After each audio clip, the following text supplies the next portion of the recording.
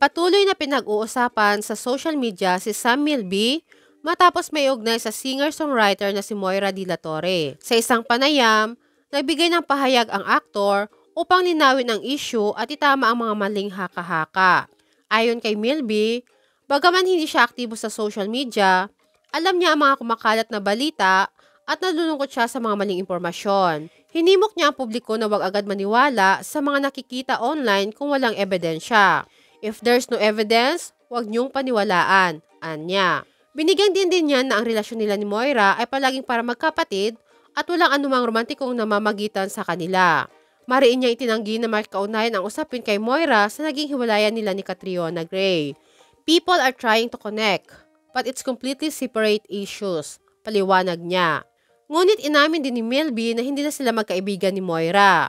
We're not close anymore, anya. Ikinagulat ito ng ilan, lalo na't kilala ang dalawa sa kanilang matibay na samahan noon. Sa mga naunang panayam, inamin mismo ni Moira na si Milby ay isa sa mga naging gabay niya sa industriya.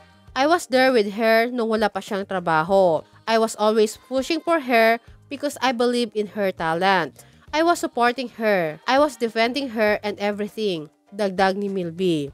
Gayunpaman, inamin niyang mas pinili na niyang hindi na pag-usapan ang issue. It's an issue I'd rather not talk about, but we're just not close anymore. We're not friends anymore.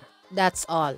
Anya. Nang tanungin kung ito rin ang dahilan kung bakit niya in-unfollow si Moira sa social media, direkta niya naman itong sinagot ng yeah, it is. Ang naging pahayag ng aktor ay naglalayong linawin ang mga haka-haka at ipaliwanag ang tunay na estado ng kanilang relasyon ngayon.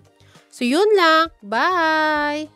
I think I need to address this issue because so many people ang naniniwala na si Moira ang third party sa amin. Walang katotohanan. There's never been a third party sa amin ni Kat. Okay. And that needs to be cleared because there's no truth to it at all. Okay. Are you friends with Moira?